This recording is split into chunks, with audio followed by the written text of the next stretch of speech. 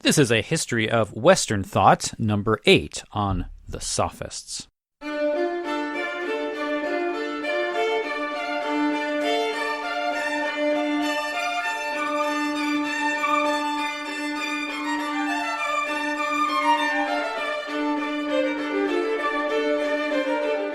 In our series, we have come to the end of the Pre-Socratic era, looking now at a final school of thought, the Sophists, that bring us up to the time of Socrates himself. In fact, it was said by some that Socrates was a sophist, though surely his student Plato would discount these attempts at categorizing Socrates as such. So this brings us to the 5th century BC in the city of Athens.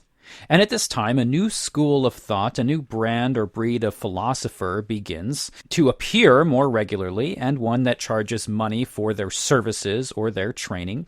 And these figures are labeled the Sophists. Now, the term sophist comes from the word Sophia for wisdom. And these are figures who were said to impart their wisdom for a certain fee, especially to those who were well off. And it was said, or they were criticized for charging quite a bit for their services. Now, these thinkers are very different from the ones we've looked at previously. So in earlier thinkers in the pre-Socratic era, these philosophers were trying to figure out the basic elements of reality, what is called metaphysics, the basic structure of reality, the first things of philosophy.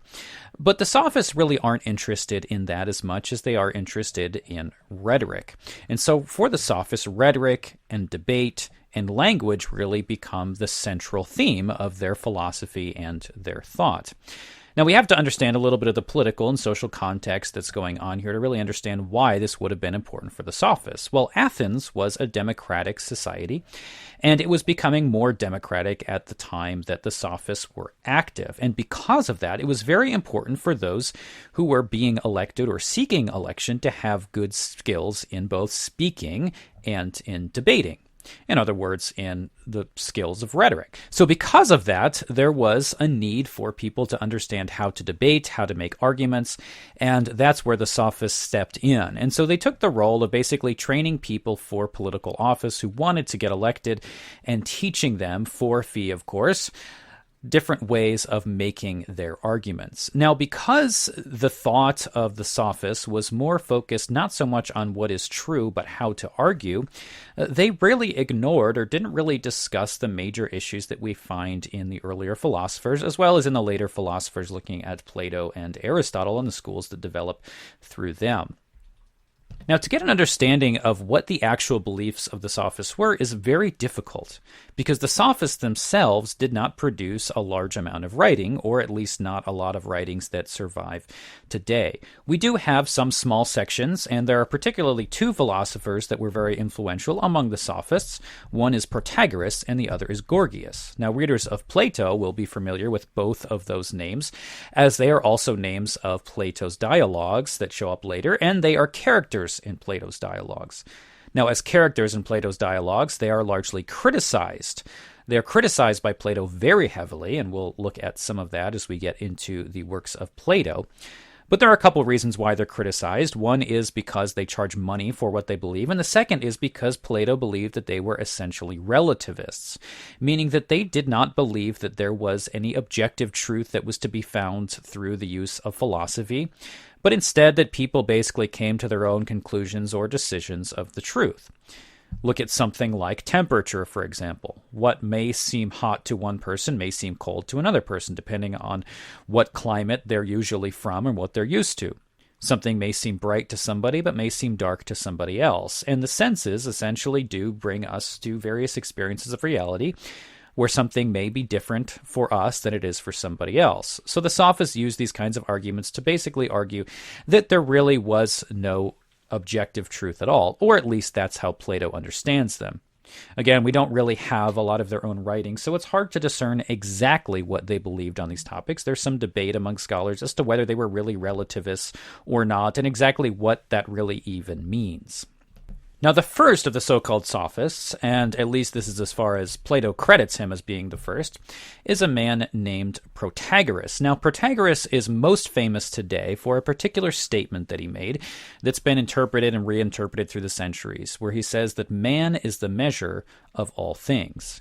And this, at least in Plato's understanding, becomes a basic statement of relativism, that the measure of all things is in us, or each individual, subjectively, so that certain things are deemed true to one person, but not necessarily to another person. And because of the subjectivity of experience, there's no way to really understand what is objectively true outside of one individual's experience. But an example of this kind of relativistic spirit that we do find in Protagoras is his view of God or the gods. He is an early agnostic, arguing that we really can have no knowledge of whether there are any gods, whether they exist or not, because humans simply are not capable of understanding that reality in one way or another. Which, of course, got him into quite a bit of trouble within the state, where obedience to the gods was very important for social cohesion. The second major figure mentioned earlier in the Sophists was a man named Gorgias. Now, Gorgias is one who we actually do have small fragments of his writing, and a lot of it does come through other philosophers who are interacting with his ideas. But Gorgias is a particularly interesting figure because of his use of sarcasm. Now, it's pretty clear that Gorgias himself spends more time criticizing others than he does positively constructing his own philosophy. And his most important work, or the one that is spoken about the most, is one called On the Non-Existent. And in that work, he essentially makes a rhetorical argument that nothing at all exists. Now, while some people have taken this seriously, so that they believe that Gorgias was trying to make a metaphysical claim that nothing actually exists, most understand that what he's probably really doing here is trying to mock the reasoning of earlier philosophers, who use logical argumentation to come to some kind of ridiculous conclusions. If we look at people like Parmenides, who argued that essentially nothing changes at all, everything is simply one and unchanging, which is simply false in our experience. And so he makes an argument like this to say that nothing exists at all. Gorgias, I think, is really just trying to make the point that logical arguments can be made to argue for all sorts of things, even ones that are seemingly absurd.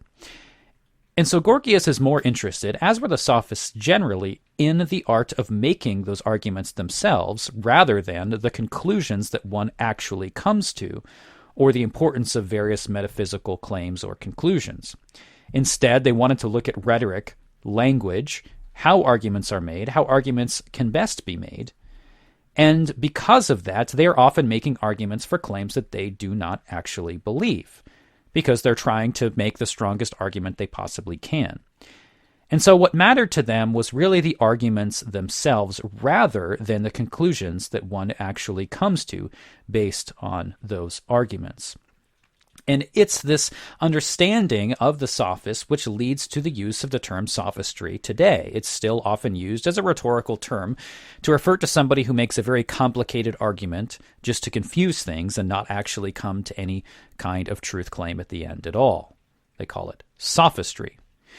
Now, our evaluation of the Sophists largely comes from negative sources, because we do look at Plato, who characterizes the Sophists as a mistaken group who is greedy for money and does not really care at all about truth. And in Plato's dialogues, the character of Socrates is very much opposed to the Sophists in his method as well as his motivation for doing philosophy. But other writers at the time of Plato don't really see it that way, and instead see Socrates as a sophist himself, the simple difference between Socrates and the other sophists merely being that Socrates did not charge for his teaching, while the sophists did indeed charge for their teaching. And if we look at the sophists, there are plenty of people throughout the history of philosophy that buy into some similar ideas, that are interested in the art of argument itself and are interested in rhetoric and debate and speech rather than truth claims. And the kind of subjectivism that we do see in the Sophists exists today. It's especially prominent through the rise of postmodernism in the 20th century. That would be wrong to say that the kind of subjectivism that we find in the Sophists is exactly the same as the kind that is found within the postmodern philosophers in our day. So this leads us to the time of Socrates. It is within the context of these rhetoricians that the man Socrates enters into Athens and begins his philosophical career, which will then lead us to the birth of Plato and Aristotle and what is known as classical philosophy. Thanks so much for watching, and we will see you in the next program, where we begin discussing the life and teaching of Socrates. And this brings us to the end of the pre-Socratic era of philosophy.